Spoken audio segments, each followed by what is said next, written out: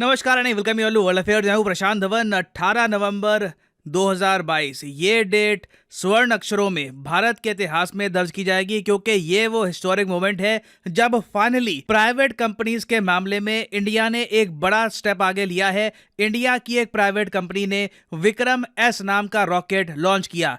इस private company का नाम है स्काईरूट एरोस्पेस और आप देखोगे जयशंकर साहब से लेकर पीएम मोदी, पूरी भारत सरकार ने मिलकर इस प्राइवेट कंपनी को कांग्रेचुलेट किया है और ये वीडियो शेयर करी है जहां पे आप देख पाओगे विक्रम एस रॉकेट को लॉन्च किया जा रहा है। अब यहाँ पे हो सकता है कि आप कहें ये रॉकेट थोड़ा सा पतला नहीं लग रहा, थोड़ा सा थिन है ये रॉकेट। यूजुअली रॉकेट्स काफ़ी भारी भरकम होते हैं जैसे कि GSLV-3 वगैरह।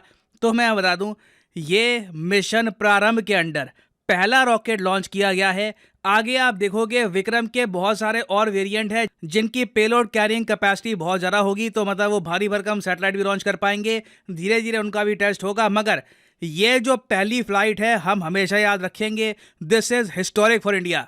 और इसलिए भारत की इस उपलब्धि को पूरी दुनिया ने कवर किया है। अब यहाँ पर आप एक क्वेश्चन पूछेंगे, एक प्राइवेट कंपनी ने एक रॉकेट लॉन्च किया तो हम लोग इसको लेकर इतना खुश क्यों हैं? देखिए, हम लोग चाहते हैं कि जिस तरीके से USA में, चाइना में और कंट्रीज़ में, इवन फ्रांस में आप अगर देखो तो प्राइवेट कंपनी स्पेस में बहुत कुछ कर रही है। हम लोग भी चाहते हैं कि हमारे यहाँ भी प्राइवेट सेक्टर आगे बढ़े और इसरो पर सारा भार ना आए स्पेस एक्सप्लोरेशन और सैटेलाइट लॉन्चेस का। आप अगर USA में देखो तो USA में आपको मिलेगा नासा। नासा एक सरकारी संगठन है, सरकार के अंडर आता है। जैसे इंडिया में है इसरो, तो इसरो नासा को हम कंपेयर कर सकते हैं, मगर USA के पास नासा के अलावा SpaceX, ब्लू ओरिजिन जैसी कंपनियां हैं जो आजकल बहुत बड़े कारनामे कर रही है स्पेस के सेक्टर में। इवन चाइना को आप अगर देखो तो वहां पर iSpace नाम की कंपनी है, वो रीयूजेबल रॉकेट्स बनाने की बात कर रही है। फ्रांस की एक बहुत ही फेमस कंपनी है एरियन स्पेस, हालांकि उसमें कुछ स्टेक गवर्नमेंट का भी है, मगर प्राइमरली एक प्राइवेट कंपनी है। और काफ़ी बार अतीत में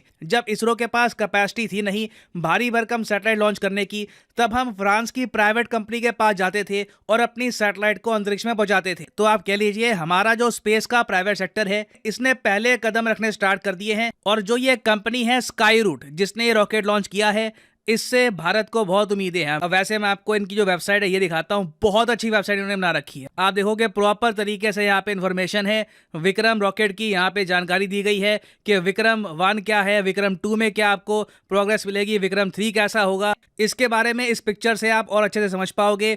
विक्रम 3 रॉकेट कुछ हद तक आपको ऐसा दिखेगा और ये 580 से लेकर 720 kg का जो पेलोड है, जो मतलब सैटेलाइट आप कह लीजिए, ये अंतरिक्ष में पहुंचा पाएगा। और नीचे यहाँ पर आप ये भी देख पाओगे कि स्काईरूट एरोस्पेस ये शुरू हुई थी एज ए स्टार्टअप 2018 में। देखो, भारत में जो स्टार्टअप कल्चर है ना, उसका ही नतीजा है ये कंपनी। और अभी तक इस स्टार्टअप को टोटल फंडिंग मिल चुकी है $68 मिलियन की। अब कंपैरिजन के लिए वैसे मैं आपको बताऊं स्पेसएक्स का, स्पेसएक्स आज के समय USA की सबसे बड़ी स्टार्टअप बनने वाली है। स्पेसएक्स की जो टोटल वैल्यूएशन है ये बताया जा रहा है $125 बिलियन तक पहुंच जाएगी। मगर जो ये आंकड़े हैं ये देखकर निराश बिल्कुल मत होना। जब स्पेसएक्स इलॉन मस्क ने स्टार्ट करी थी ना, तब इनके पास बिलियंस ऑफ डॉलर्स नहीं थे।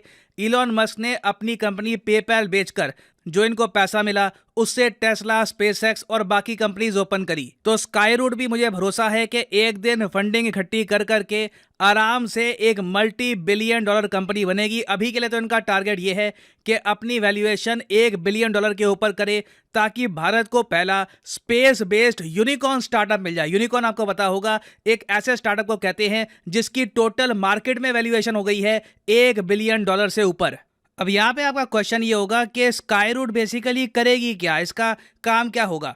देखिए, जिस तरीके से इसरो काफ़ी बार विदेशी सैटेलाइट्स को लॉन्च करके विदेशी मुद्रा कमाता है, वैसे ही स्काईरूट भी अंतर्राष्ट्रीय और इवन काफ़ी बार डोमेस्टिक जो कंपनीज हैं उनकी सैटेलाइट को अंतरिक्ष में पहुंचाएगी। अब यहाँ पर आप कहोगे इससे इसरो की जो अर्निंग है ये कम नहीं हो जाएगी। देखो, इसरो को तब भी ऑर्डर आराम से मिलते रहेंगे। इसरो अपने आप में काफ़ी कॉम्पिटेंट है। उल्टा आप अगर देखोगे काफ़ी बार ना इसरो का शेड्यूल इतना टाइट होता है कि कई बार सैटेलाइट लॉन्चेस की जो ऑफर है वो हम रिजेक्ट कर देते हैं, क्योंकि ऑलरेडी बहुत सारे ऑर्डर पेंडिंग होते हैं। तो अब एक बार देखो, स्काई रूट प्रॉपरली ऑपरेशनल अपने जो बाकी रॉकेट्स हैं को कर देगी, तो उसके बाद Bangladesh, Nepal, Philippines, Indonesia, Asia में ही आप देखोगे इतने सारे देश हैं जिनके पास खुद सैटेलाइट लॉन्च करने का कोई साधन है नहीं, वो आराम से इंडियन कंपनी से सैटेलाइट लॉन्च करवा पाएगी। और ऐसा नहीं है कि स्काई रूट भारत में अकेली प्राइवेट कंपनी है, कुछ और कंपनीज भी हैं जैसे कि पिक्सल हैं, एक दो और कंपनीज भी है, मगर अभी के लिए स्काई रूट बाकी सबसे आगे चल रही है। तो इससे आप समझ सकते हैं कि भारत की स्पेस जर्नी बहुत आगे आ चुकी है। एक टाइम था जब हमारे पास खुद की सैटेलाइट लॉन्च करने का कुछ रिसोर्स था नहीं, हम खुद की सैटेलाइट लॉन्च नहीं कर पा रहे थे। आप अगर आर्यभट्टा सैटेलाइट को देखो तो वो हमने खुद लॉन्च नहीं करी थी, वो हमने लॉन्च करवाई थी यूएसएसआर से। और तब से लेकर अब तक आज के समय प्राइवेट कंपनीज हमारे यहाँ आ गई है जो रॉकेट लॉन्च कर रही हैं, जो बहुत ही जल्द सैटेलाइट्स को भी लॉन्च करेंगी। और हम अपने इतिहास को भूले नहीं हैं। इस रॉकेट का नाम आप अगर देखो, जिसको सब ऑर्बिटल स्पेस में पहुंचाया गया है, सब ऑर्बिटल का मतलब यह है कि रॉकेट अंतरिक्ष तक पहुंच गया। जो कार्बन लाइन थी, जिसको हम कहते हैं 100 किलोमीटर की लाइन होती है, वो आप अगर पार करोगे तो अंतरिक्ष शुरू हो जाएगा। तो वो जो लाइन थी वो हमने पार कर ली। उसके बाद ये रॉकेट पूरी धरती का ऑर्बिट नहीं करेगा, थोड़ा बहुत ऑर्बिट करेगा, उसके बाद धरती में वापस आ जाएगा। एस्केप वेलोसिटी ये रीच नहीं कर पाएगा, और यही हमारा मकसद था। ये चीज भी कर पाना अपने आप में बहुत बड़ी बात है। और इस रॉकेट का हमने नाम रखा है विक्रम। और ऑब्वियसली विक्रम एस जब हम कहते हैं तब हम बात कर रहे हैं विक्रम साराभाई की, जिन्हें हम इंडिया में कहते हैं the father of Indian space programme. इन्हीं की सोच थी, इन्हीं की विजन थी, जिसके दम पर इंडिया का स्पेस प्रोग्राम इतना आगे पहुंच पाया। और इस साल 2022 में हम विक्रम साराभाई की 103rd बर्थ एनिवर्सरी भी कर रहे हैं सेलिब्रेट। और यहाँ पे आप एक क्वेश्चन पूछ सकते हो कि मैंने वीडियो की स्टार्टिंग में ये कहा था कि आज के समय स्पेस प्राइवेट सेक्टर में बहुत ज़्यादा कंपटीशन है, तो ऐसे कंपटीशन में स्काई रूट सर्वाइव कैसे करेगा? तो इसका सिंपल आंसर है कि हम लोग यूएस, यूरोपियन कंपनी से 50% कम रेट पर सैटेलाइट लॉन्च करेंगे, ताकि सारे कस्टमर, एटलीस्ट एशियन कस्टमर तो कभी भी यूएस, यूरोप में ना जाएं, ये इंडिया में ही आए अपनी सैटेलाइट लॉन्च करने के लिए। और आगे इन्होंने ये भी कह दिया कि एक दो लॉन्च इनको करने हैं, इतना उससे पैसा आएगा कि रातों रात कंपनी प्रॉफिटेबल बन जाएगी, और उसके बाद बहुत से और निवेशक इस कंपनी में पैसा डालना चाहेंगे। और उम्मीद यही है कि बहुत सी कंपनीज इस तरीके से अपने रॉकेट्स लॉन्च करे और इंडिया का प्राइवेट स्पेस सेक्टर चाइना की तरह, यूएस की तरह बहुत स्ट्रांग बन जाए। और हाँ, फाइनली यहाँ पर मैं ये भी ऐड कर दूं कि आप किसी भी एग्जाम की तैयारी कर रहे हो, चाहे एसएससी, यूपीएससी, बैंक, अनअकैडमी के वेरियस कोर्सेज अवेलेबल हैं, जिनसे आप घर बैठ के तैयारी कर सकते हैं। आपको कहीं जाने की जरूरत नहीं है। तो सिंपली जाइए कमेंट सेक्शन में, यहाँ पे आपको दिखेगी list. For example, let's say आप प्रिपेयर कर रहे हैं फॉर एसएससी,